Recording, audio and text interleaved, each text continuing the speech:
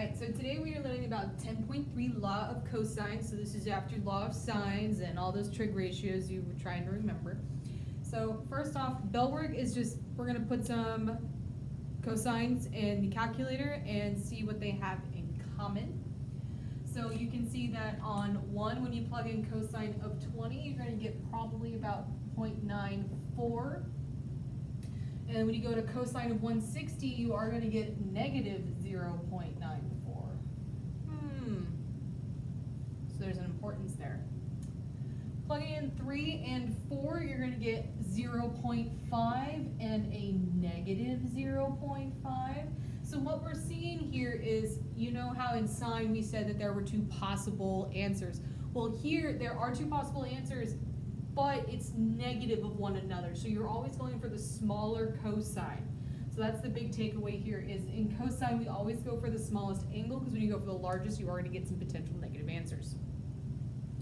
So our essential question for today is when and how do I use the law of cosines to solve problems? So the law of cosines is the same process as sine, but to a different extent, and we'll see that here in just a second. So the law of cosines again works for all triangles, not just right, but this one is used to solve when two sides and the included angle are given. So what that looks like is if it's just a random triangle, if I have two sides and the included angle, then that's one way I can use the law of cosines. Or when all three sides are given, or no. So that's when we're specifically going to be using that. Okay. So the law of cosines itself is right down below where you can see that loveliness with the triangle, so I'll move it up. So the law of cosines is c squared equals a squared plus b squared minus 2ab cosine of c. So this is why we say it's different, but same process as of just plugging and chugging when you know given information or just solving for an angle. Law of cosines is a little bit difficult to remember, but do remember it is very similar to the Pythagorean theorem. It's just adding this negative 2ab cosine of c. So what we use cosine for, the law of cosine specifically, is we try and we're going to solve for either the angle of C or the side of C. So it is used to find one of these. So we have to know A and B, and we have to know one or the other of those. So just because we have C here doesn't mean A and B are excluded. They are the same, it's just rewritten with the specific switching sides. So cosine of B. So B squared equals A squared plus C squared. Again, the two sides that are not B times the two sides not B with the angle of B. This works the exact same way with A, except you're switching it places with B and C. So again, all three of these do the exact same thing. You don't have to memorize every single one of them. You need to know one and understand that if you don't know a side, but you know an angle of that side and the other two sides, you can go for it and start solving. Okay. So, getting into the swing of things, we're going to go to number 1. And we're going to round angles to the nearest tenth and sides to the nearest hundredth. It is just easier that way. So first off, we're going to find the length of a side A for a triangle with given angle A of 120, side length B of 7, and side length C of 8. If it helps, it's so nice to draw a picture. And because we're not dealing with right triangles, it doesn't matter what your triangle looks like. So that's so much helpful. So much helpful. That's perfect English. Okay, so drew my lovely triangle, knowing that my side lengths and my angles are in their corresponding spots. I'm going to put my given information in. So we have angle A of 120 degrees, B equals 7, and C equals 8. wanna find A. Well, that's good. We have 2 side lengths and the included angle. That means I can use law of cosines. So I'm not even gonna try and remember it by looking at it. It's one of those, I'm giving this information, I should start plugging and chugging. So I'm looking for side length A. So we know it starts with a thing we're looking for of side length squared equal to the 2 other side lengths squared. So again, Pythagorean theorem, it's like solving for that. So I'm gonna say 7 squared plus 8 squared, because that's my B and C, minus 2 times my B times my C cosine of my given angle. So this one is rather nice, because all you have to do is just plug and chug. So when you plug it into your calculator, I would make sure that when you plug in, you can do 7 squared plus 8 squared minus, I would parenthesize this. It should still give you the correct information without it, but it's just a good habit. So I'm gonna kind of just work it out. But again, it's just 49 plus 64. This is 112 cosine of 120. Again, this is if you want to work it out, you can follow along. A squared equals, I'm going to do 49 plus 64, 113 minus 112 cosine of 120.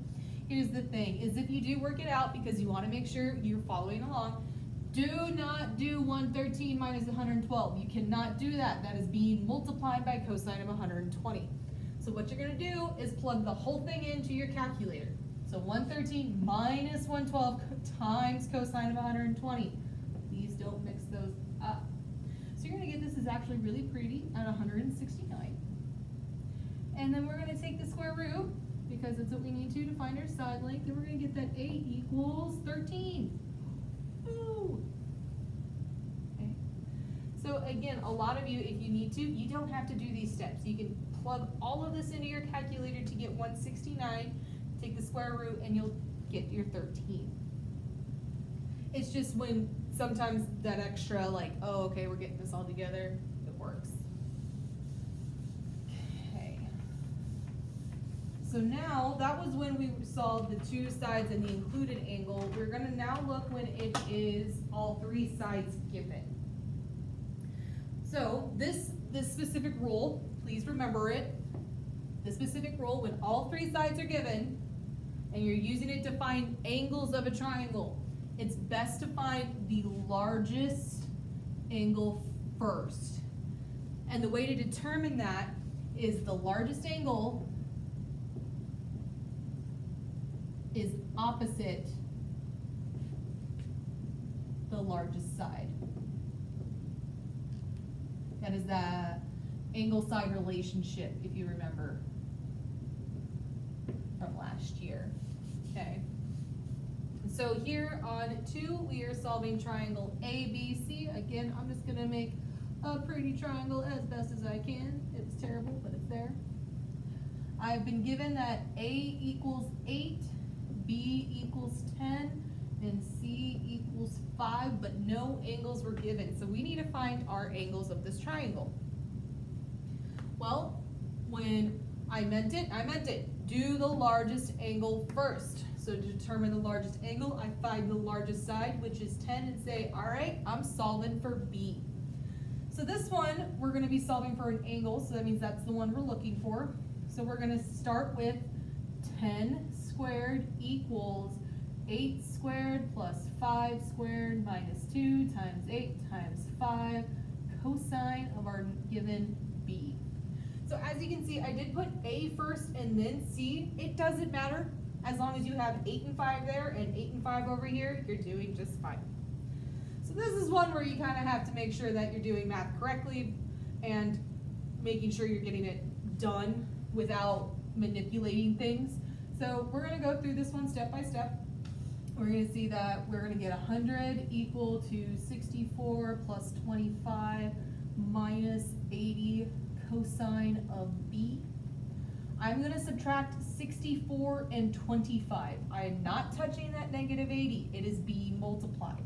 So we're going to subtract 64 and 25 from 100 to see that we're going to get 11, and it's going to equal negative 80 cosine of B. Please do not add. It is being multiplied, so you need to divide. So So you're gonna have 11 divided by negative 80 equal to cosine of B. This is where that inverse comes in again.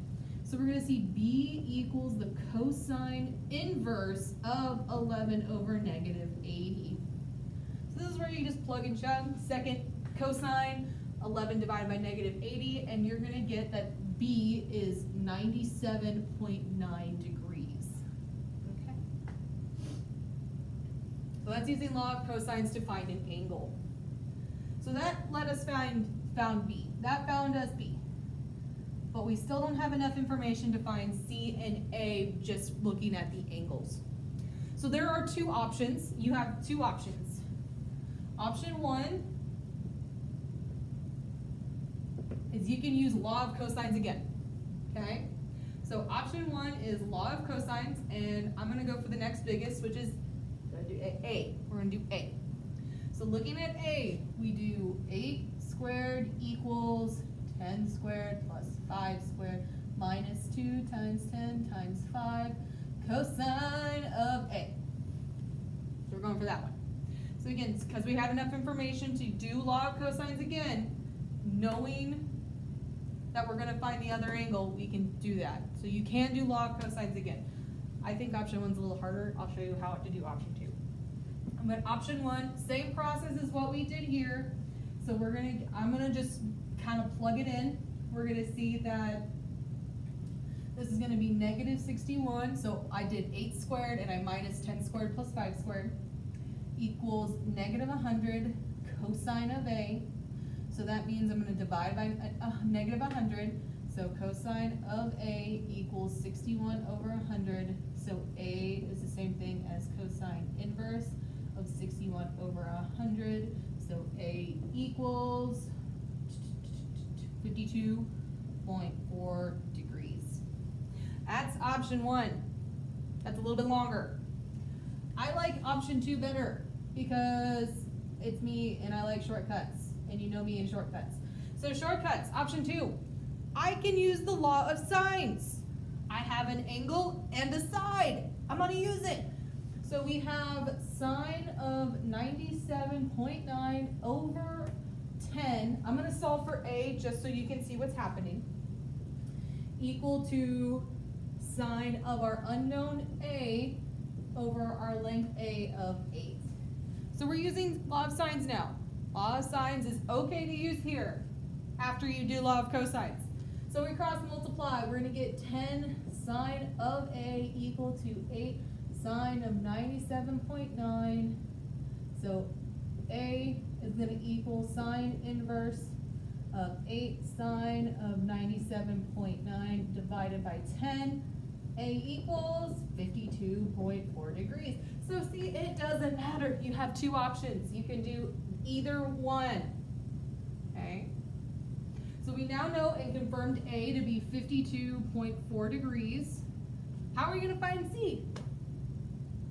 Do we have two angles? So to find C, all you have to do is 180 minus 97.9 minus 52.4. So C equals 180 minus 97.9 minus 52.4. So C is going to have to equal 29.7 degrees. Okay. Obviously, you don't have to be like, I need to check my angles. No, I'm just giving you two separate options. You're good to go. So once you find two angles, you can find the third by just saying 180 minus those two.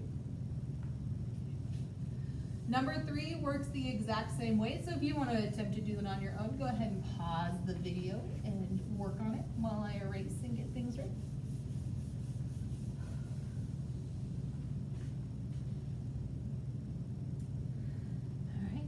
So once again, 3, you can see that we've been given two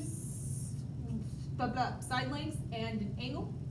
So we create our lovely triangle that does not matter how it looks like because it doesn't matter. GH. We are given that F equals 12, H equals 16, and angle G equals 38 degrees. So this is the two sides with an included angle. So that means we need to look for g first. Okay.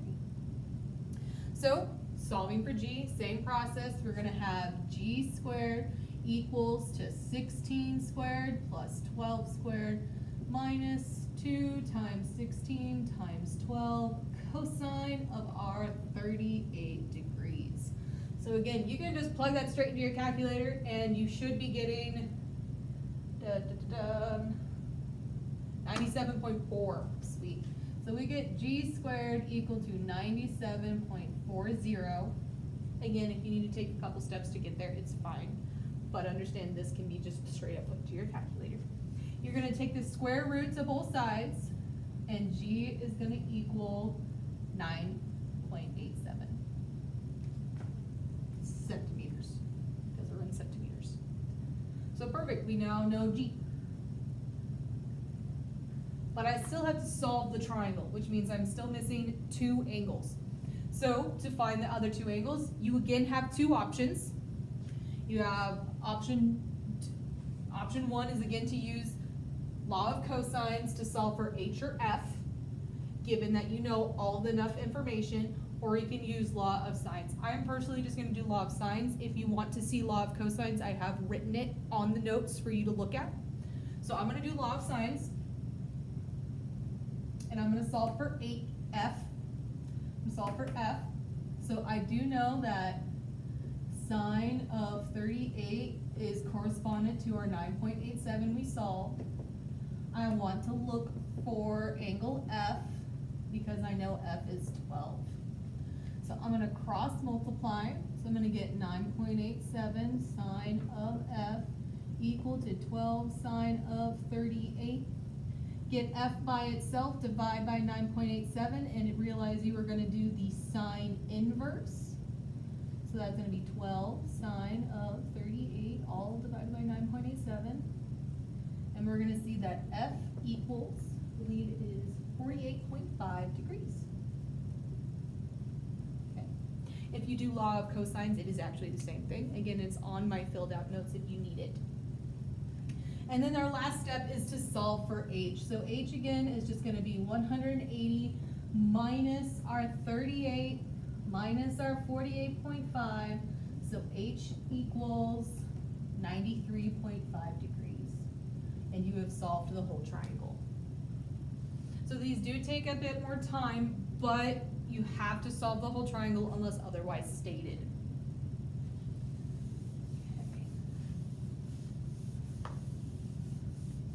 Our last problem of notes.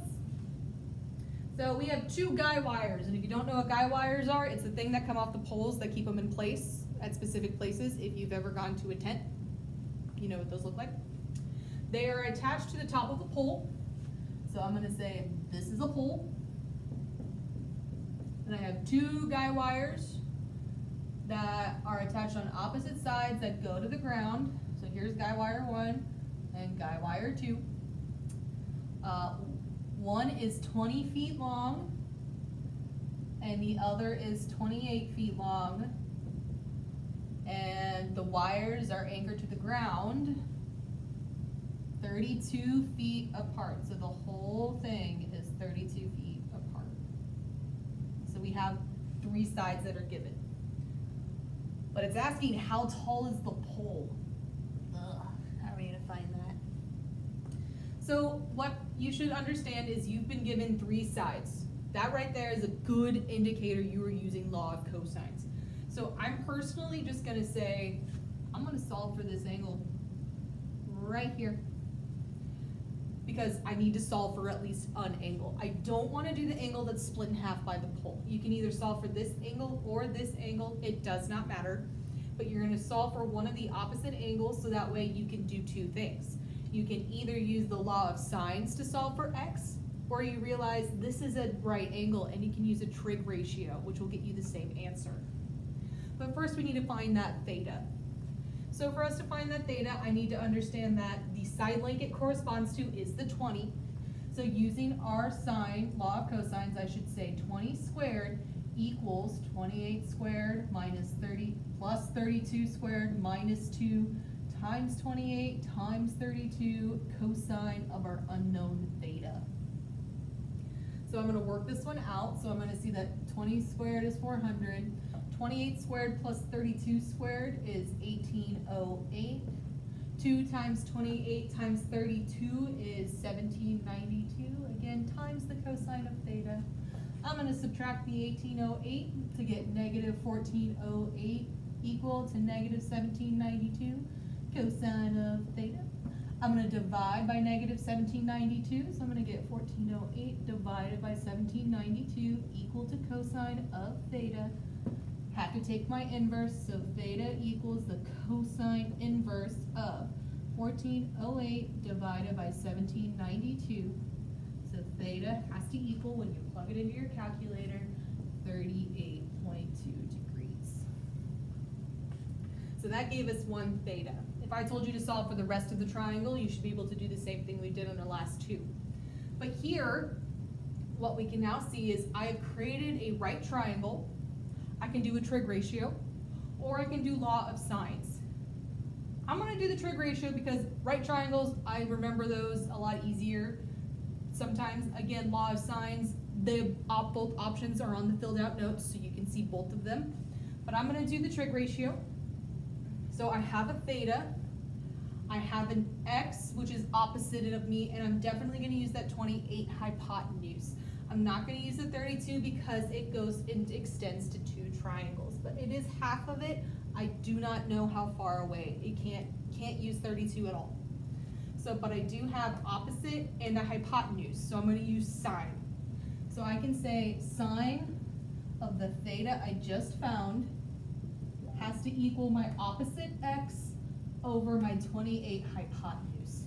So now all I have to do is hopefully stuff that's a great reminder from 10.1. We multiply, so x has to equal 28 sine of 38.2. So x equals 17.315 feet. So that's how tall our pole is. Okay. If you have any questions, please let me know. Okay? Doing great.